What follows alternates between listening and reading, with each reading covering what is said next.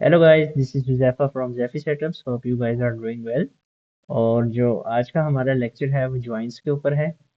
और बाकी दो लेक्चर्स के अंदर हमने काफ़ी ज़्यादा चीज़ें क्लियर की। हमने टीएमएल क्यूरीज सीखी। और उसके अलावा हम लोगों ने कल के लेक्चर के अंदर काफ़ी डिटेल के अंदर ट्रांजैक्शंस को कवर किया।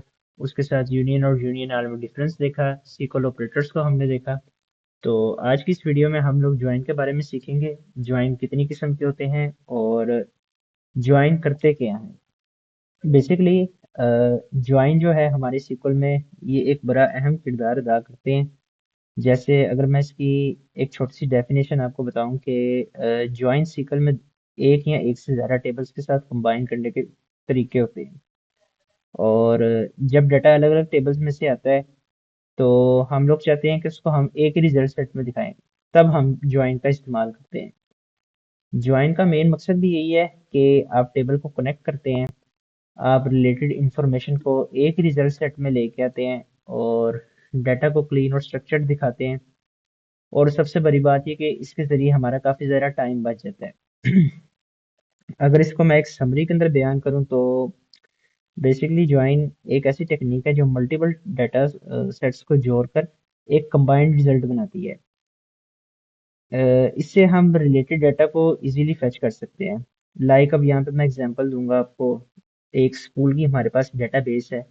उसके अंदर हमारे पास एक स्टूडेंट का टेबल है, टीचर का टेबल है, फीस का टेबल है और डिपार्टमेंट का टेबल है। तो ये सब टेबल्स कहीं ना कहीं एक दूसरे से कनेक्ट कर रहे होते हैं। यहाँ पे अगर आप रिलेशंस की बात करेंगे तो एक स्टूडेंट का मल्टीपल टीचर के साथ रिलेशन होगा और एक टीचर का मल्टीपल स्टूडेंट्स के साथ होगा। तो कुछ चीज़ें हमें स्टूडेंट के टेबल से चाहिए होंगी, कुछ टीचर के टेबल से चाहिए होंगी, कुछ फीस के टेबल से चाहिए होंगी। तो इसी के ऊपर हम कुछ एग्जांपल्स करेंगे। सबसे पहले देख लेते हैं कि ज्वाइंस हमारे कौन से ऐसे ज्वाइंस हैं जो हम लोग अपनी डाटा इंजीनियरिंग की लाइफ के अंदर इस्तेमाल करते हैं। या अगर आप एक डेटाबेस की फील्ड के अंदर जॉब कर रहे हैं तो वहाँ कौन कौन से ज्वाइन आपको इस्तेमाल करने पड़ सकते हैं। तो ज्वाइन की जो सबसे मेन कॉमन टाइप है वो सबसे पहले इनर ज्वाइन है। उसके बाद हमारे पास आता है जी लेफ्ट ज्वाइन, और इसको हम लेफ्ट आउटर भी कहते हैं। दूसरे नंबर पे हमारे पास आता है इसी का राइट ज्वाइन, और इसको हम राइट आउटर भी कहते हैं।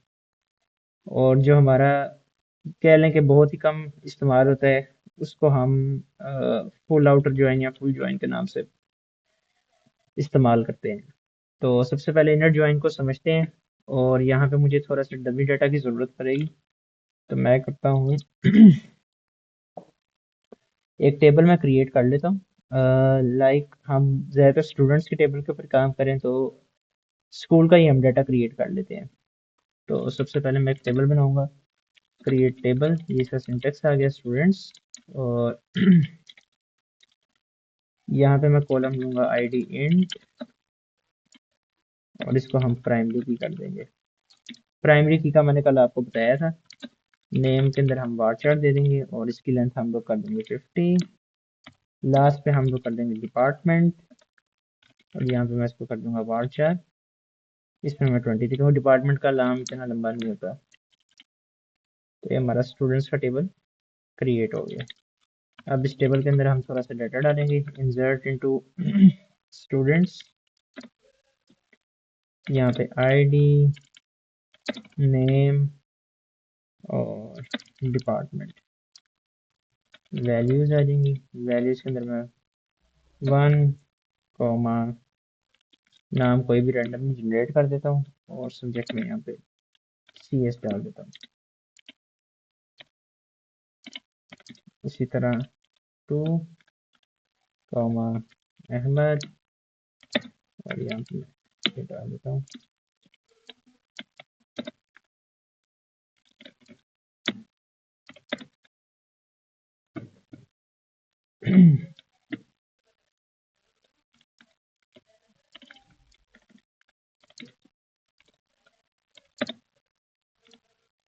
नाम अब क्या रखूँ यहाँ पे, यहाँ पे है। और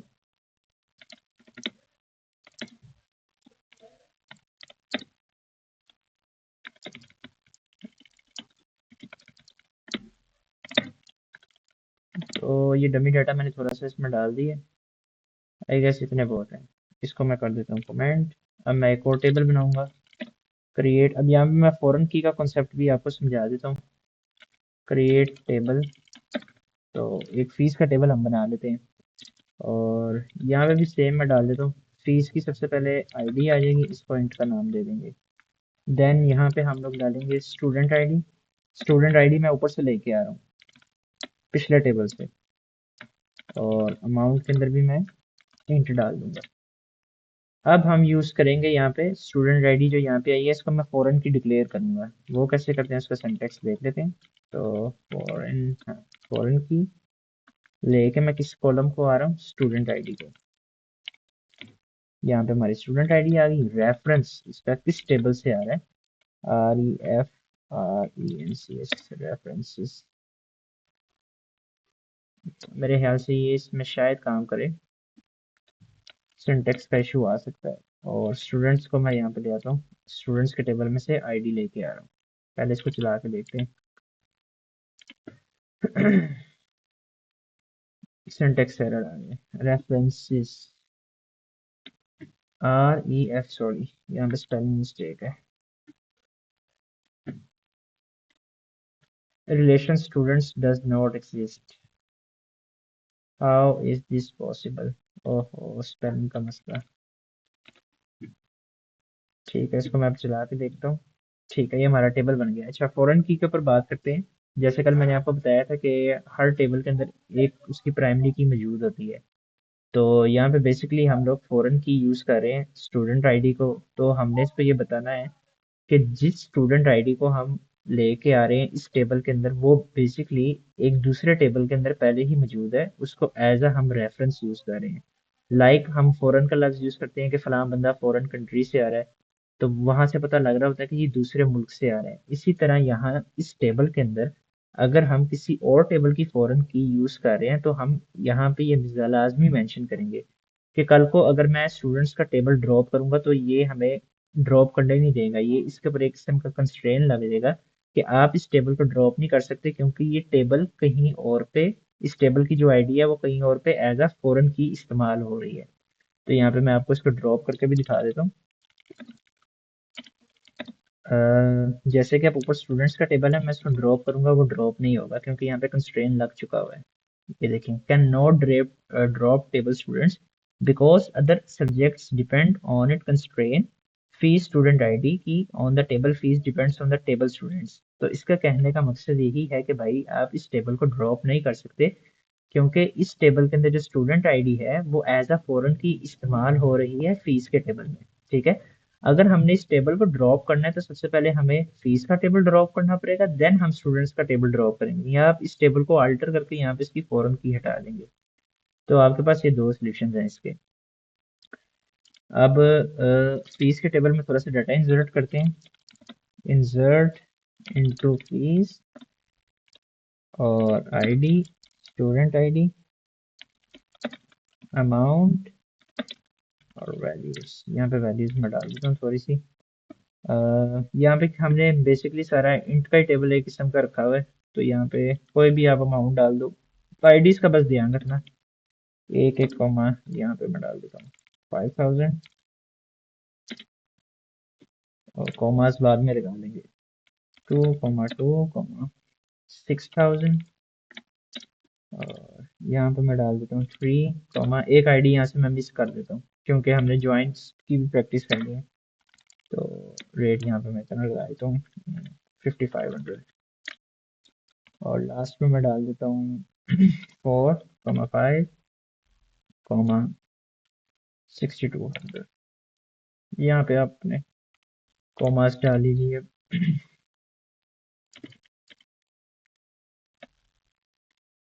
अब टेबल्स को चेक कर लेते हैं कि क्या क्या एंट्रीज हमारे पास आ रही हैं, फिर उस बेस के ऊपर हम जॉइंट्स की कंडीशंस बनाएंगे। Select stale from students 1 2 3 4 5, Ali Ahmed Sana, ये हमारी ये आ गई। और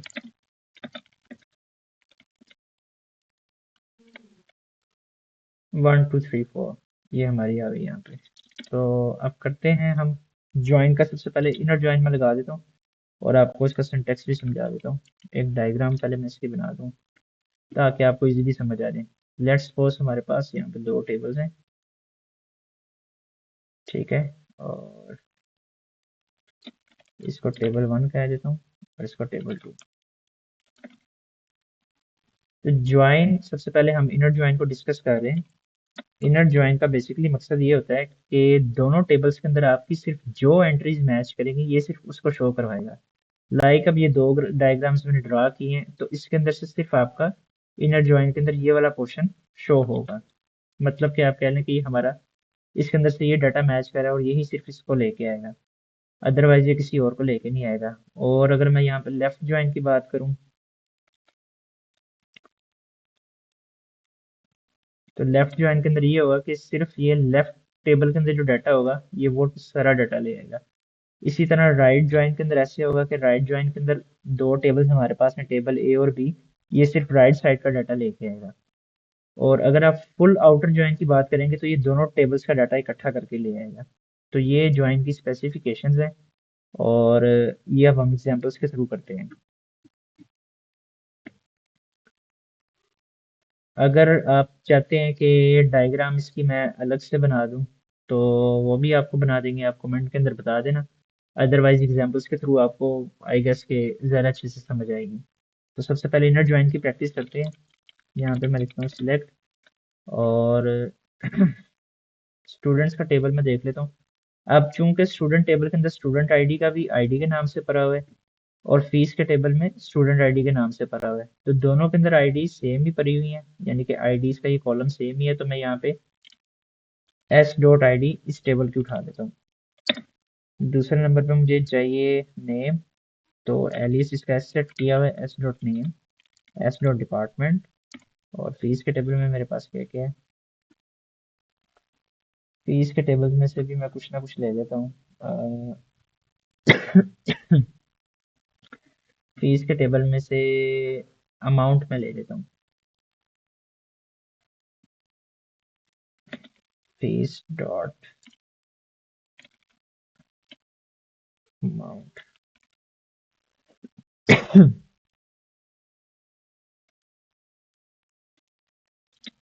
और यहाँ पे टेबल हमारा आएगा स्टूडेंट्स का एस। इनर ज्वाइन के लिए हम लोग यहाँ पे इनर ज्वाइन यूज करेंगे, ये इनर ज्वाइन का सिंटेक्स है। और यहाँ पे हम लोग ले किस टेबल से रहे हैं, जो पहला आपने रखना है वो वाला रखना है जो आपका फर्स्ट टेबल है। एस यहाँ पे जो यूज हुआ ये एलियस हुआ है, कल भी मैंने आपको बताया था किसी भी टेबल को आपने अगर ज्वाइन करना है या कोई भी आपने नाम देना है तो आप एलियस का कीवर्ड यूज करते हैं। फिर दूसरे नंबर पे हम लोग इनर ज्वाइन या कोई भी आप ज्वाइन लगा रहे हैं उसका नाम लिखेंगे और यहाँ पे हम लोग यूज करेंगे सिंटेक्स का। इनर ज्वाइन के बाद हम टेबल का नाम लिखेंगे, जैसे कि अभी फीस का टेबल है तो यहाँ पे फीस आ जाएगा और इसका एलियस हम एफ दे देंगे। ऑन क्योंकि आपने किस पे लगाना है, किस कॉलम के ऊपर आपने लगाना है, तो मैं लगाऊंगा एस डॉट आई डी, यानी कि student I D is equal to किस आई डी के बराबर है, F dot student I D के। अब जैसे ही मैं इस क्यूरी को रन करूंगा तो हमारे पास ये रिजल्ट सेट आ जाएगा। Student I D, sorry again spelling mistake. और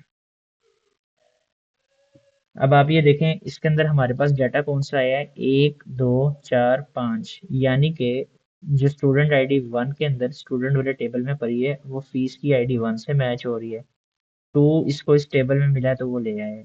3 नहीं मिला उसने स्किप कर दिया है। 4 इसको मिला ये ले आए। 5 इसको मिला ये ले आए। और अगर आपने इसको वेरीफाई करना है तो आप यहाँ से चला के भी चेक कर सकते हैं, इस टेबल में 1 2 4 5, ठीक है। 3 इसको ऑब्वियसली फीस के टेबल में नहीं मिला होगा, इस वजह से इसने इसको स्किप कर दिया, ये देखें